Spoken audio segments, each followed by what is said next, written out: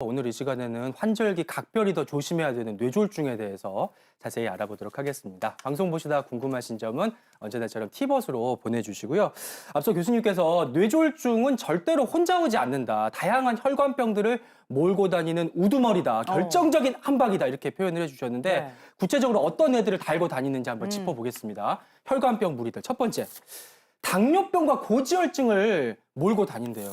혈관에 기름때가 끼어서 관련이 깊나 봐요, 구 교수님. 네, 그렇습니다.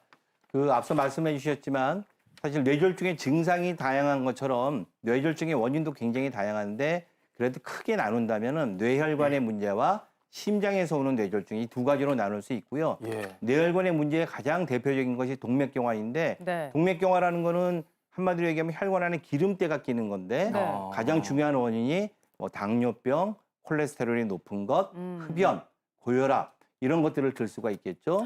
지금 사진의 뭐야, 왼쪽에 이게? 죽상경화반이라고 해놓은 게 우리 경동맥에 있는 동맥경화를 수술로 제거한 어머, 모양인데 저런 게 나온 거예요? 예, 제가 이제 기름때라는 표현을 썼지만 사실은 아이고야. 저기에 뭐 섬유 성분도 끼고 해서 이렇게 좀 딱딱한 모양을 가질 수가 있고요. 예. 저런 동맥경화 때문에 혈관이 좁아지면은 좁아지니까 혈류의 흐름이 거칠어지게 되겠죠. 아. 그러면 거친 부에 혈전이 잘 생깁니다. 아. 그래서 어느 순간 혈전이 끼면서 혈관이 막히면은 뇌손상이 오게 되는 거죠. 네. 이 오른쪽 사진은 갑자기 낀 혈전을 시술로 제거한 떼낸 혈전 거구나. 덩어리 모양입니다. 아우. 예. 그래서 더 네. 중요한 거는 이 동맥경화가 진행을 해서 혈관이 좁아지는 과정이라 하더라도 네. 혈전이 끼질 않으면 증상을 모르고 그냥 지내는 경우들이 많아요. 그렇죠. 그래서 내가 동맥경화가 있는데 그걸 모르고 관리를 안 한다면 우리 머릿속에 시한폭탄을 키우고 있는 셈이다. 이렇게 말씀드릴 수가 있습니다. 아, 우리 혈관 진짜 속에 무섭다. 저런 게 낀다고 생각하니까 진짜 무시무시합니다. 네. 미리미리 좀 잘 관리해야 되겠고요. 뇌졸중을 부르는 혈관병 무리, 그다음 또 혈관병 하면 이걸 빼놓을 수가 없죠. 바로 고혈압인데. 고혈압 빠질 수 없지. 높아진 혈압이 딱딱해진 혈관벽을 때려서 또 이런 경우에는 뇌출혈 위험이 쑥 높아진다고요, 정 교수님. 아, 네, 그렇습니다. 고혈압은 원래 동맥경화의 주요 위험 요인으로 알려져 있는데요. 고혈압을 통해서 이렇게 딱딱해진 혈관은 혈압 상승을 수용할 수 있는 능력이 떨어지게 됩니다. 네. 그래서 갑자기 혈압이 상승하는 경우에는 이 동맥경화가 된 딱딱한 혈관이 터져서 뇌출혈을 유발하게 됩니다.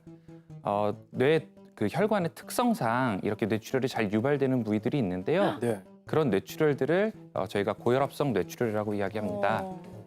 그래서 이런 것들은 보통 1차성 자발성 뇌출혈로 분류가 되고 결국 혈압 조절을 잘하는 것이 예방에 도움이 될 수 있겠습니다. 그리고 이제 이뿐만 아니라 혈관병 중에는 이름이 좀 특이한 애도 있어요. 한번 보실까요? 꽈리. 꽈리? 제가 꽈리고추는 참 좋아하는데 이건 뭔 꽈리일까? 뇌혈관이 부푼 자리에 꽈리가 터진다. 머릿속에도 꽈리가 있어요. 이거를 동맥류라고 한다면서요, 교수님. 네, 맞습니다. 뇌혈관이 동맥경화에서 딱딱해지기도 하지만 이 혈관은 우리 몸에 있는 다른 혈관과 조직학적으로 차이가 있어서 혈관벽이 매우 얇다는 그런 특징을 가지고 있습니다. 예. 그래서 혈류가 계속해서 혈관벽을 이렇게 가서 부딪히게 되면 이 탄력을 잃고 느슨해지는 부분이 생기는데요. 이 느슨해진 부분에 계속 혈류가 가서 부딪히게 되면 어느 순간 이 부분이 점차 부풀게 됩니다. 그래서 이렇게 부푸른 형상을 저희가 뇌동맥류 혹은 뇌동맥꽈리라고 이야기를 하고요. 예. 이 뇌동맥류가 파열하여 저렇게. 그래서 뇌지주막하 출혈이라는 출혈이 발생하게 되는데요. 이 뇌지주막하 출혈은 왼쪽에 보시면 이렇게 뇌와 뇌 사이의 공간에 네. 발생하는 경우들이 주로 많고요. 아까 말씀드렸던 고혈압성 뇌출혈의 경우에는 저렇게 뇌 조직 자체에 직접적으로 출혈이 터지는 그런 차이가 있습니다. 그래서 이 지주막하 출혈이 발생했을 경우에는 약 30% 환자에서 치료를 제대로 받아보지 못하고 돌아가시는 일이 벌어지게 어머나. 되고요. 그 치료를 받는 나머지 70% 환자에서도 치료를 받더라도 독립적인 일상생활이 불가능한 심각한 장애가 남거나 혹은 돌아가시는 경우가 생길 수가 있습니다. 엄청 무서운 거구나. 네, 그래서 생존율을 높이고 장애율을 낮추기 위해서는 이 뇌동맥류 파열 시 빠른 치료가 필요할 수 있겠는데요. 그래서 이 뇌동맥류 파열에 의한 뇌지주막하 출혈은 대표적인 응급질환으로 알려져 있습니다.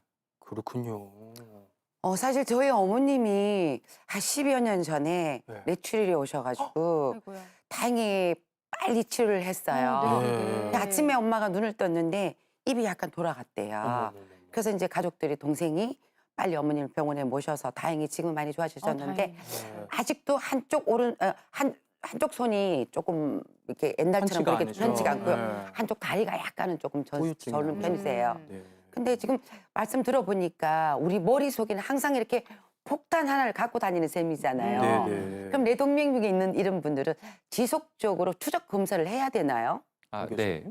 그 추적 검사는 네. 치료를 받든 받지 않든 네. 지속적으로 하는 것이 좋습니다. 그 비팔성 뇌동맥류, 터지기 전에 발견된 동맥류는 너무 겁먹지 마시고 네. 일단은 미리 발견됐다는 것을 다행으로 생각하시고 전문가와 상담을 하시는 게 좋을 텐데요. 비팔성 뇌동맥류의 경우에는 위치, 모양, 크기에 따라서 파열 가능성이 다르기 때문에 전문가가 어떤 가이드를 해줬을 때에 그걸 따르는 것이 가장 안전합니다.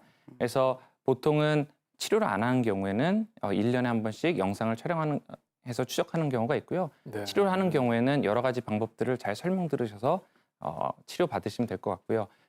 폭탄이 있다고 해서 이렇게 두려워하시는 것보다는 미리 발견되었고 치료될 수 있는 병이다라고 생각해서 조금 더 다행이라고 생각하는 게 마음 편하지 않을까 생각됩니다. 무섭네요. 그러니까요. 항상 조마조마하며 뭐 사는 기분일 수도 있겠지만 좀 네. 지속적인 추적 관찰로 큰일이 좀 없기를 바라고요. 네. 계속해서 뇌졸중 부르는 혈관병 그 다음으로 넘어가 볼게요. 그 다음 키워드는 심방세동이에요. 이게 왜 심방세동 나왔지? 심장인데 그러니까.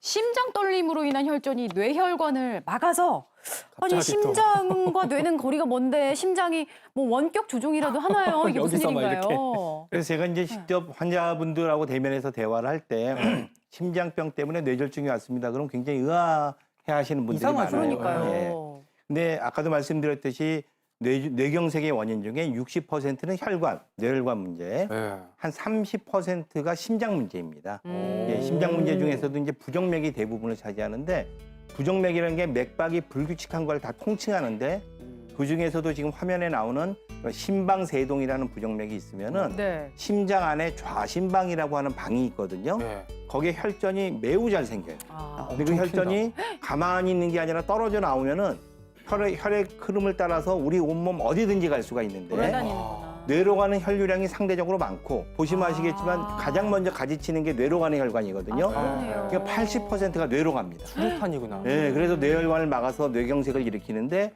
혈전의 크기가 일반적으로 좀 커요. 그래서 생기는 뇌경색도 굉장히 크게 오는 경우들이 그렇구나. 많이 있고 특히 이 심방세동은 자각 증상이 없는 경우가 많아가지고 특히 위험하고 술을 오랫동안 많이 드시거나 나이가 많은 분들은 또 저절로 생기기도 하거든요. 그래서 그런 분들은 정말 조심을 하셔야 됩니다. 예, 심장 건강, 뇌 건강은 한 세트처럼 관리를 하셔야겠고요. 다음도 이게 좀 이름이 이상해요. 가랑비. 갑자기 가랑비? 병 얘기하다가 가랑비에 가랑비가 어쩌는다? 나왔어. 가느다란 소혈관들이 막히는 열공 뇌경색. 열공은 열공? 우리가 열심히 공부해라는 의미로 열공이라고 그러는데 그런 의미는 아닌 거죠, 교수님. 열공이라는 건 이제 비어있는 작은 공간이라는 뜻인데요. 네. 사실 우리 뇌 깊숙이까지 혈액을 공급하기 위해서는 아주 미세혈관들이 필요하거든요. 네. 예. 얼마나 미세하냐? 직경이 100마이크로, 200마이크로 다닙니다. 뭐 얼마 작은 거예요? 예. 아주 작죠. 그러니까 우리가 일반적인 우리 검사 촬영에서는 보이지도 않아요. 근데 이제 나이가 들고 고혈압이나 당뇨 이런 것들이 같이 생기게 되면은 이런 미세혈관들 기능이 떨어지면서 예. 혈액 흐름이 느려지고 혈전이 생겨서 탁 막히게 되면은 작은 뇌경색이 오는 거죠. 지금 위에 사진에 빨갛게 동그라미 친 부분이 이제 작은 열공 뇌경색인데 우리 옛말에 작은 고추가 맵다 이런 말이 있죠. 있죠, 있죠. 네. 뇌경색은 작아도 저 위치가 중요해요. 근데 위치가 아주 중요한 위치면은 작은 뇌경색 하나만으로도 한쪽 팔다리를 전혀 못 쓰는 완전 만신까지도 올 수가 있어서 굉장히 위험합니다. 잔매에 골병 든다. 그런 표현 괜찮지 않습니까? 그런 비슷하다고 할 수 있어요. 작은 혈관이 막혔는데 골병 들 수 있어요. 네, 맞습니다. 그러니까 무서운 거야 이게. 근데 이런 증상들이 있는 분들이 병원을 가서 검사를 했는데 막힘이 없다고 하는 분들도 계시더라고요. 네. 이런 분들도 열공 뇌경색인 건가요? 근데 조금 비슷하지만 조금 다른 건데요. 아, 그래요? 이제 미세혈관이 갑자기 탁 막히면 열공뇌경색이고 네. 미세혈관이 좁아지고 기능이 떨어진 상태에서 혈액의 흐름이 부족한 상황이 오랫동안 지속이 되면은 우리 가랑비에 웃젓는다 그러죠. 네. 뇌세포가 조금씩 손상이 오게 돼요. 아. 그래서 그걸 오랜 기간 뇌세포가 조금씩 상한다. 그래서 만성 뇌허혈 이렇게 표현하기도 하고요. 또는 만성 소혈관 질환.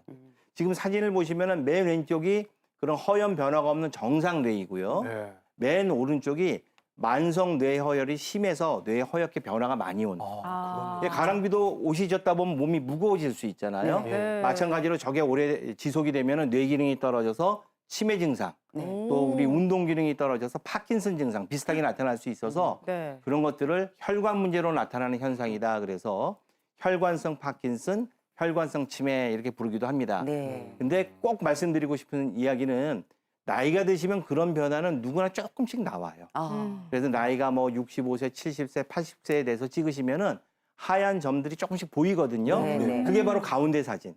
아주 경증의 만성 경증. 뇌허혈. 어. 저 정도는 나이에 비해 어떻게 보면 정상적이다 이렇게 볼 수도 있기 때문에 만성 뇌허혈 소견이 있다고 해서 지나치게 걱정하실 필요는 없습니다. 그렇군요. 이 밖에도 뇌졸중이 추가로 노리는 분들, 각별히 어떤 생활 습관 가진 분들이 좀 더 주의를 해야 될까요, 구 교수님? 그래서 뭐 평소에 운동을 꾸준히 하는 건 너무나도 중요하고 네. 그리고 이제 담배를 피시고 계신 분들은 반드시 금연을 하셔야 돼요. 음. 예, 흡연은 뇌졸중 위험을 한 2배 정도 올린다고 돼 있고 또 술을 많이 드시는 분들도 음주량에 비례해서 뇌졸중 위험이 꾸준히 올라가는 것으로 되어 있습니다. 당연히 뭐 몸이 비만하고 네. 운동하지 않고 앉아서 주로 생활하는 사람들, 육식을 즐기는 편식을 하거나 과일 채소를 싫어하는 사람들, 뭐 이런 사람들 다 뇌졸중 위험 올 수가 있고요. 예. 나이 또한 중요한 요인 중에 하나인데 55세를 기준으로 10년 나이가 들수록 뇌졸중 위험이 2배씩 올라간다. 아, 네, 그래요? 이렇게 알려져 있고 뇌졸중의 가족력도 영향은 있습니다. 네. 가족 중에 뇌졸중 환자가 있으면은 나의 뇌졸중 위험이 한 1.5배 정도 높다 이렇게 알려져 있고 이제 미니 뇌졸중 요즘에 이제 이런 말들 들으신 분들이 많이 있을 텐데 네. 미니 뇌졸중은 정말 조심하셔야 됩니다. 어. 미니 뇌졸중은 뇌졸중 증상이 갑자기 나타났다가 금방 사라지는 그런 현상을 의미를 하거든요. 네. 근데 이건 의학적으로 해석을 하면은 혈관이 막혔다가 운 좋게 풀리는 바람에 네. 증상이 오래가지 않고 뇌 손상 없이 회복된 경우를 얘기하는데 네. 예. 현재 증상은 회복이 됐어도 네. 그걸 방치하면은 재발 위험이 매우 높아요. 지금 이제 이 표를 보시면은 한 달 내 재발 위험이 5%, 1년 내 재발 위험이 12%. 그래서 미지뇌졸중 환자들은 내가 증상이 없어도 꼭 병원에 즉시 가셔가지고 진료를 받으셔야 됩니다. 네, 해당되시는 분들은 더욱더 주의하셔야겠고요.